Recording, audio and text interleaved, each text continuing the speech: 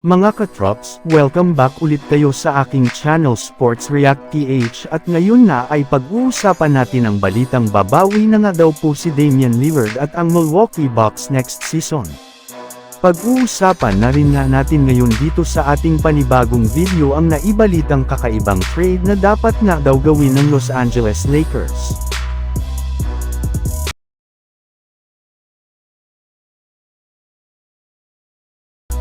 Dalawang beses na mga katrops, nalalaglag ang Milwaukee Bucks sa first round pa lang ng East Playoffs sa nakalipas na 2 taon. At kahit man nga nagkaroon pa sila last season ng bagong restback o superstar sa pagkakakuha nila kay Damian Lillard ay hindi pa rin naman nga nito nabubuhat ang Bucks. Kaya dahil nga dyan ay marami na nga sa kanilang nga fans ang nagdududa na sa kakayahan ng kanilang team next season pagdating sa pagkuha nila ng kampyonato. Ngunit ayon rin naman nga sa naging pahayag mismo ni Damian Lillard sa harap ng media, matapang nga nitong sinabi na hindi nga daw siya pinaghihinaan ng loob sa kabila ng nakakadismaya nilang kampanya last season. As now nga po ay maayos at healthy pa rin naman nga po ang kanyang pangangatawan.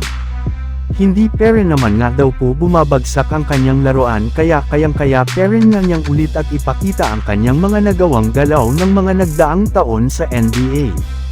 Samantala pumunta naman tayo sa ating sunod na pag-uusapan ngayon sa naibalitang kakaibang trade na dapat nga daw gawin ng Los Angeles Lakers. 2 buwan na nga mga katrops, ang nakakalipas mula nang magsimula ang off-season sa NBA ngunit may ilang mga malalaking superstar pero naman nga ang nananatiling available ngayon sa trade market. At isa na nga po dyan ay si Zach LaVine mula sa Chicago Bulls gayong sobra nga silang nahihirapan na e-trade sa laki ng kanyang kasalukuyang kontrata sa kanilang kupunan. Ngunit sa kabila nga niyan ay umaasa pa rin naman nga ang Bulls na may-trade ito ng kanilang team sa lalong madaling panahon bago pa man magsimula ang bagong season sa NBA. Kaya dahil nga dyan ay isinuggest na nga ng isang NBA analyst na kunin lamang ng Los Angeles Lakers si Zach LaVine mula sa Chicago Bulls sa pamamagitan ng isang trade kung saan isasakripisyo lang naman nga nila dito ang kanilang mga player na sina D'Angelo Russell, Rui Hachimura at Gabe Vincent.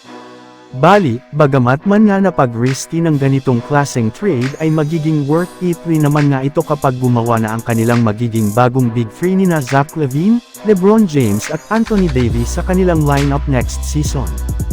Kaya kailangan nga talagang pag-isipan ito ng mabuti ng kanilang general manager na si Rob Pelinka.